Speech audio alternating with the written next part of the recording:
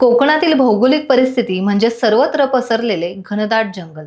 या जंगलाचे रक्षण इथल्या भूमिपुत्रांनी केले। शेतीसाठी भाजावळीला जंगल तोडावे लागते। झाड तोडले तर 1,000 रुपये दंड होत होता। आता वनमंत्र्यांनी एक झाड तोडले तर 50,000 रुपये दंड करणार असा कायदा केलाय।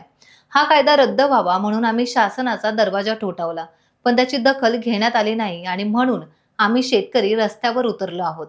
99% जमिनीवर आमची मालकी आहे आणि आमच्या जमिनीवर आम्ही लावलेले झाड तोडायला दंड का भरायचा, असे म्हणत रत्नागिरी जिल्हाधिकारी कार्यालयावर शेतकऱ्यांचा मोर्चा धडकला।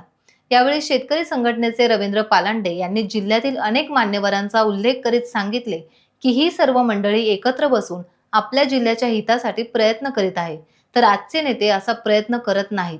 सरकारचे शेतकऱ्यांकडे लक्ष नाही, असेही त्यांनी यावेळी म्हटले। हा मोर्चा आम्ही 1934 चा जो नियम होता 1000 पर्यंतचा दंड, तो ह्या शासनाने वनमंत्र्याने 50,000 केला। तो 50,000 असा केला की त्याच्यामध्ये कुठच्याही अनुषंगाने शेतकऱ्याला काही राहत नाही। 50,000 म्हणजे 50,000, त्याच्यामध्ये बदल नाही एक झाडाला।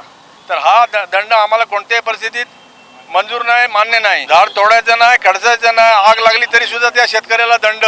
उद्या समजा कुणाच्या स्मशानभूमीच्यासाठी जर समजा सरपण लागत असेल किंवा शेतीच्यासाठी जर समजा कवल तोडायचं असेल, राब काढायचा असेल, तर त्या सगळ्या गोष्टीच्यासाठी ॲक्च्युली अशी परिस्थिती होते की परमिशनच नसल्यामुळे तो शेतकरी आता हवालदिल झाला। म्हणून आज एवढ्या मोठ्या संख्येने आम्ही हा मोर्चा काढलेला आहे।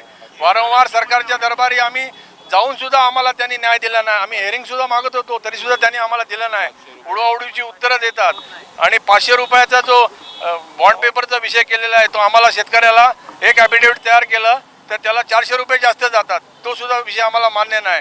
तसेच भारत सरकारला पण आम्हाला असं सांगायचं आहे की 1913 मध्ये अधिसूचना जी आली ती आता परत सुप्रीम कोर्टाने परत ती फाईल लिटिगेशनला होती, ती 311 गावं जी आमची इको सेन्सिटिव्हला गेलेली आहेत त्याला सुद्धा आमचा विरोध आहे। आणि तसं आम्ही शासन दरबारी आमचे ग्रामपंचायतीचे सर्व प्रस्ताव पाठवलेले आहेत। तरी ह्या सगळ्या गोष्टीचा शासनाने विचार केलाच पाहिजे।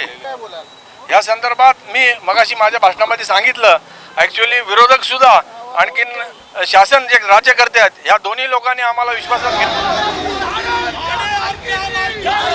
टाइम्स डिजिटलला लाईक करा, शेअर करा, सबस्क्राईब करा आणि बेल आयकॉन दाबायला विसरू नका। Times digital.